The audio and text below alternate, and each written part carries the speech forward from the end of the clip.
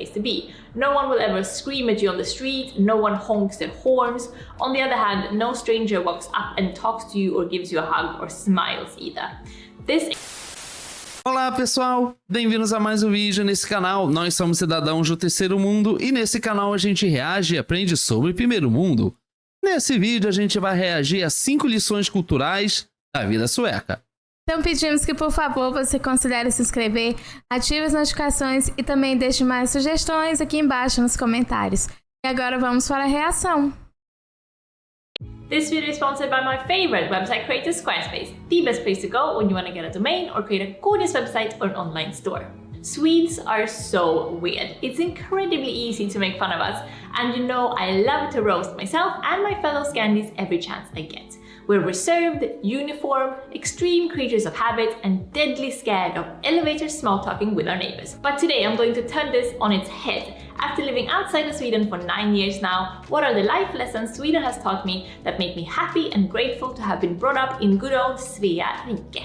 Sweden is clean. No litter, no abandoned furniture on the street, no just putting your rubbish out on bags outside your door. The same goes for indoors. Clean, minimalist interiors, everything in its place, and definitely, whatever we do, we never wear shoes indoors. We even have the weirdest ever dress code, whole and clean. Yes, sometimes on invitations or as politeness advice, we're told to dress whole and clean. This dress code could actually be a metaphor for general Swedish lifestyle. Make sure you're whole and clean, make the effort to look and behave put together, and everything will be fine. And this is something I didn't realize until I left Sweden, that it's ingrained in my bone marrow to always make a little bit of an effort when it comes to appearance, orderliness, and everyday coziness. Just making that 10% extra effort really elevates everything in life. We Swedes hate. Mas mal começou e eu já amo tudo. É incrível, eu amo como o povo sueco cuida do ambiente onde eles vivem. Isso inclui a casa, isso inclui as ruas, isso inclui a cidade inteira, o país inteiro. É lindo o amor que eles têm pelo lugar que eles vivem. Sim, eu também tive a mesma sensação. O vídeo apenas começou e eu já me senti extremamente impactado com um pouco de informação que a gente já viu e tudo é perfeito. Sim. Hierarchies. No one is ever supposed to be above or below anyone else. We're all just as good as the next person. Bragging is totally forbidden, even low-key stating your skills or accomplishments is highly frowned upon, which makes job interviews, well, interesting. This is also a negative aspect of Swedish culture, to be sure, because it stumps creativity. In fact, so few people in Sweden are cocky enough to start their own business that we're super dependent on immigrants to come into the country, starting businesses and employing us good worker Swedes. But the nice aspect of this is that everyone has a voice. No one is intimidated by their boss, no one calls their doctor or their professor or their manager by their surname, or has to say madam or sir to anyone. In fact, when I went to uni, I didn't even know who was a professor or who was a teacher or a guest lecturer. I just knew all of them by their first name. And at work, if a decision needs to be made, everyone is encouraged to have an opinion. We often vote on things instead of the manager deciding for everyone. We have a lot of development meetings where the employer tells the employee what they can do better, but where the employee also tells the employer what they can do better. This all stems from Sweden's socialist background where farmers. Meu Deus, mas é incrível isso, porque imagina uma coisa dessa, uma mentalidade dessa sendo aplicada no nosso país. Mas... o quanto nós precisamos disso. Sim, eu percebo que isso é um espírito participativo na sociedade. E é impressionante como isso se é disseminado e é propagado em várias esferas no país. Desde moradores, vizinhos de um determinado lugar, até o local de trabalho. Todos trabalham em coletivo. E isso é incrível porque você se desenvolve, cresce, todos juntos. Isso é magnífico. Sim, realmente esse é um ponto que é difícil acreditar que existe uma sociedade assim. É um espírito de comunidade.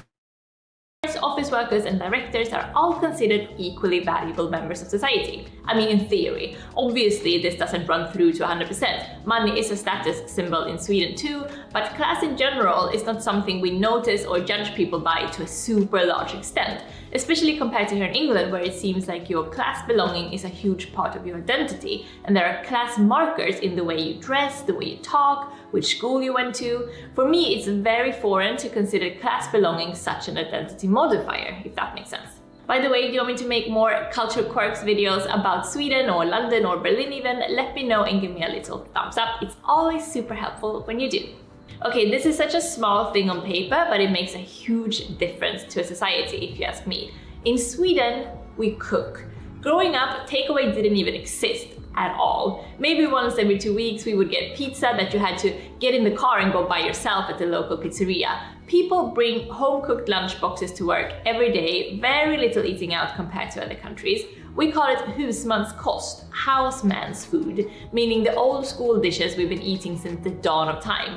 Potato meatballs and lingonberry jam, pea soup and pancakes, and macaroni with sausages and a shit ton of ketchup. Those kind of foods. Okay, but seriously, eating home cooked, following some kind of food pyramid idea with veggies, carbs, and protein, I think it makes a huge difference on two major aspects of life. Health, obviously, but also personal finances. Not overspending on eating out or drinking out or even coffeeing out every weekday means Swedes have quite a lot of money to spend on vacations and summer cottages. Well, that and the fact that even the lower incomes are relatively high in Sweden, of course, so the wage gaps are much smaller than in most countries.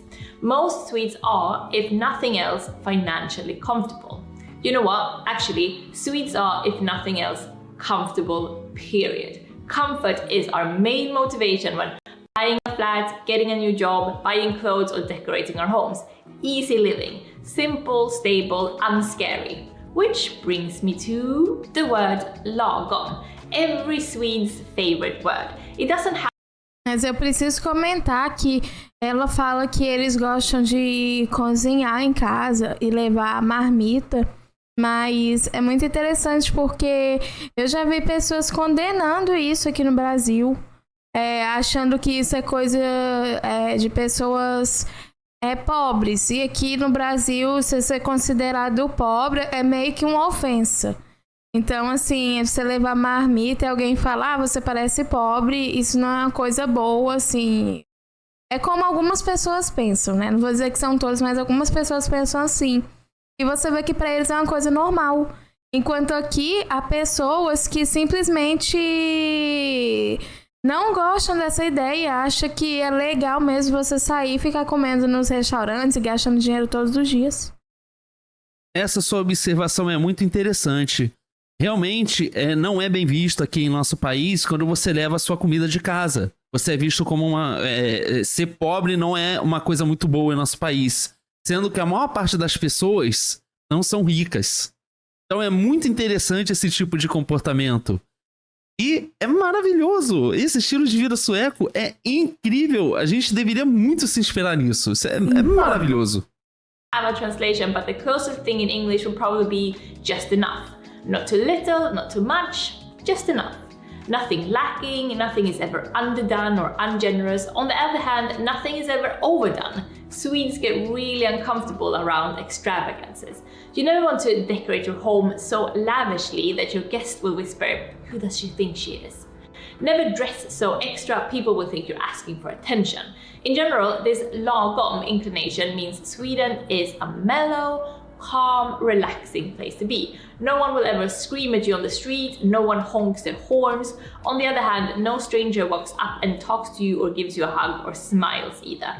This extreme balancing act, being on the knife edge spot, which is lagom in everything you do. Be nice but not too nice, work hard but not too hard, be honest but not so frank you make other people uncomfortable. This balancing act is taught to Swedes from the day we can crawl. So to us it's second nature and we're incredibly sensitive to detecting when someone or something is unlagom, kind of like a spider sense. And I know immigrants who have been trying for years to grow this spider sense to fit in and be lagom themselves, but it's a daunting task and one of those cultural intricacies like every country has that is ingrained in everything from language to office culture to dating. I myself, I hate lagom. I'm revolting against it because my personality is not lagom. Okay, when I'm in Sweden, I'm not lagom. Although living outside of Sweden in another country, I realize I'm extremely lagom compared to non-Swedes. And although lagom is one of the main reasons I wanted to leave Sweden in the first place, it's also paradoxically one of the things I miss most about my motherland. I mean, okay, there is proof right here. Even when talking about lagom, my instinct is to not just lift the positive aspect, but the negatives too. I'm being lagom. In this video about the amazing life-changing lessons we can learn from Sweden, about 20% of the things I'm saying are negatives. To mellow it out, to not be braggy, to stay on the lagom side of things. It's crazy, I do it automatically. I just get super uncomfortable being all positive or all negative about anything. It needs to be mellow, balanced, nuanced, lagom. The most important thing an upbringing in Sweden has taught me is that paying taxes is a good thing. I love paying taxes. I love contributing to a society that has made this wonderful life of mine possible. I grew up in a social democratic society. During my whole childhood, I always felt safe, equal to my peers, and with more or less every possible career path open to me. Free healthcare, free schools, being taken care of when you're old or if you have special needs. It was like being a part of a kind society. When thinking about my childhood, I'm extremely grateful and privileged to feel like I could trust the people around me. No one would lie to me or screw me over. I mean, it of course wasn't perfect. People were struggling in Sweden too. There was racism and sexism and unfairness then too. But there was very little spikiness or individualism or mistrust. For the last maybe decade or so, Sweden has slowly grown more and more to the right, and today I'm ashamed and appalled and fucking furious to say that the racist party is one of the biggest parties with around 17% of the votes. The schools, the hospitals, the care homes that were all free and state-run have been bit by bit sold to private companies who monetize taking care of sick people. There are even private-run refugee homes in Sweden now. It's mind-boggling to me how we could be so stupid to privatize a society that, okay, wasn't perfect, but it was working. And I guess this will sound crazy to most people, but knowing that the super high taxes I paid in Sweden every month went to creating a safe, well-functioning society where everyone has a chance to study and not worry about paying hospital bills, it made me really happy to contribute, you know? I'm just gonna say it, I love the taxes. The tax office is my home away. What about you? What's the tax situation in your country? Free universities, free healthcare, or do you need scholarships and insurances and all that stuff? Also, is your country lagom or anti-lagom? I love talking about different cultural quirks, and I have many more Swedish ones I could talk about, so give me a thumbs up and let me know if you want me to make more of these videos. Incrível. Quanto mais eu conheço sobre a Suécia, mais eu fico chocada, porque é uma cultura, é uma sociedade muito, muito diferente de tudo que eu já vi ou ouvi falar. Realmente ali acontecem coisas que são difíceis de acreditar, né? Sim, sem dúvidas, é um estilo de vida muito diferente. A gente consegue perceber aqui que é uma sociedade de fato avançada. É impressionante essa forma de viver sem muito consumismo ou algo do tipo. Tudo é muito equilibrado. E esse fator de ser muito equilibrado, a gente já percebia isso nos vídeos que a gente assiste e reage aqui. É realmente incrível, é um estilo de vida fascinante. E os impostos? O cidadão paga o seu imposto e ele tem retorno disso. Nosso país, a gente paga muito imposto e, infelizmente, a gente não vê retorno da maior parte do imposto que a gente paga. Isso é um pouco decepcionante. A verdade é que a gente tem a saúde gratuita, assim, a gente paga os impostos e eles dão a saúde gratuita, mas infelizmente ela falha muitas vezes, não funciona bem. Em alguns lugares podem funcionar bem, mas eu vejo mais gente reclamando que elogiando, essa é a verdade. E aí acaba que as pessoas precisam contratar planos de saúde. Mesmo que você pague um imposto alto, você ainda precisa ter um plano de saúde e ainda tem outras questões de educação também. Então, realmente, é muito complicado. E eu acho que um lugar assim como a Suécia é o que 99% das pessoas gostariam de ter. Sem dúvidas. Mas essa foi a reação desse vídeo. Então, se você gostou, aproveita para se inscrever, ative as notificações e deixe mais sugestões aqui embaixo nos comentários. Muito obrigado por ter assistido esse vídeo e a gente se vê na próxima reação. Tchau!